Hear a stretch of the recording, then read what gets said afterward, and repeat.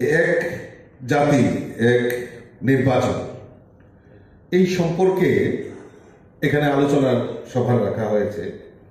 তো মাননীয় মুখ্যমন্ত্রী এখানে উপস্থিত রয়েছেন, উনি বিস্তারিত আলোচনা করবেন। আমি ছোট্ট করে তো একটা কথা আমি আপনাদের সামনে বলেই আমি আমার বক্তব্য বিরাম দেব। তাহলে প্রশ্ন হচ্ছে, যারা আমরা ব্যবসায়ী আমাদেরকে ডাকা হয়েছে, আজকে মহাশিবরাত্রি, তো শিবরাত্রি উপলক্ষে আপনাদেরকে অনেক অনেক শুভেচ্ছা জানাচ্ছি। তো আমি ব্যবসায়ী, আমাকে কেন ডাকা হয়েছে? এই ইলেকশন সম্পর্কে আমার কি ধারণা? আমি কেন এসেছি এই মিটিং এ? আমাদের কেন ডাকা হয়েছে? এই প্রশ্নটা স্বাভাবিক। আর এই প্রশ্নটার উত্তর দেওয়ার জন্য এই ওয়ান ইলেকশন সম্পর্কে আরেকটু পিছন দিকে আমাদেরকে যেতে হবে। আমরা বিকশিত দেশের কথা আমরা স্বপ্ন দেখছি। আমাদের মোদীজি আমাদের কাছে একটা স্বপ্ন রেখেছেন যে বিকশিত ভারত, এক ভারত শ্রেষ্ঠ ভারত। এবং এই যে আমরা বিকশিত ভারতের কথা বলছি, এক ভারত শ্রেষ্ঠ ভারতের কথা বলছি এবং সমৃদ্ধশালী ভারতের কথা বলছি আমাদের মোদীজি, তো এই স্লোগানগুলি, এই তারতম্য অর্থাৎ তার প্রেক্ষাপটে আমরা কিভাবে বিকশিত ভারত আমরা করব? আমরা ভারত, আমার এখনো মনে পড়ে যে অতুল প্রসাদ সেনের একটা আমাদের গান আমরা সবাই জানি, বলো বলো বলো সবে ভারত, মানে শতবিনা বেলু রবে, ভারত আবার জগত সবাই শ্রেষ্ঠ আসনে রবে। তো ভারত যদি আমার শ্রেষ্ঠ আসনে নয়, তাহলে আমাকে কি করতে হবে?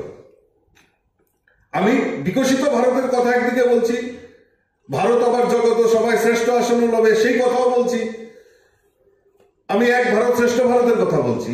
তাহলে আমার এই ভারতবর্ষে এত ডেভেলপমেন্ট কিভাবে সম্ভব হবে? তার প্রেক্ষাপট কি? এবং এই আজকের এই প্রেক্ষাপটে ব্যবসায়ীদের কেন ডাকা হয়েছে? আপনাদের কাছে এই প্রস্তাবটা কেন রাখা হচ্ছে?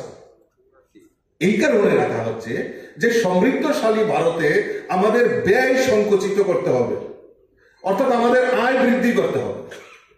সেই লক্ষ্যমাত্রা রেখে আমাদের মোদীজি আমাদের এই যে আমরা যেটা বলছি বিকশিত ভারত, তারপর ডেভেলপমেন্ট কান্ট্রি, এবং সারা বিশ্বের সঙ্গে আমরা মানে সমস্ত মানে যে শক্তিধর রাষ্ট্রগুলি রয়েছে, আমেরিকা, চীন, জাপান, তাদের সঙ্গে টাকা দেওয়ার মতো পরিস্থিতির জায়গায় আমরা পৌঁছে যাচ্ছি। আমাদের দেশের প্রধানমন্ত্রী সেভাবে চিন্তা ভাবনা হচ্ছে।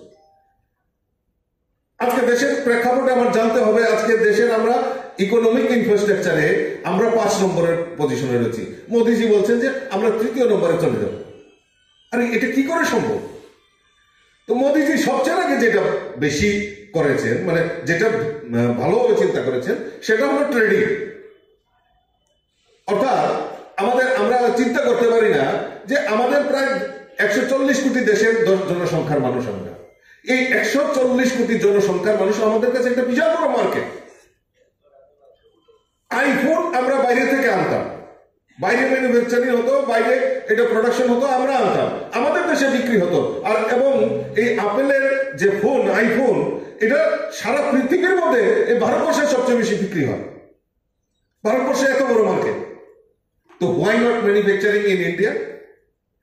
মোদীজি সেই পদক্ষেপ নিয়েছেন। আজকে আইফোন, আপেলের মতো আইফোন আজকে কোথায় প্রোডাকশন হচ্ছে?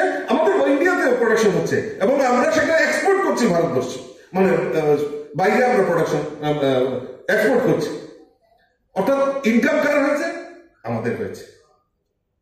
আজকে মেক ইন ইন্ডিয়ার কথা বলছেন ভারতবর্ষের প্রধানমন্ত্রী, মেক ইন ইন্ডিয়ার কথা বলছেন।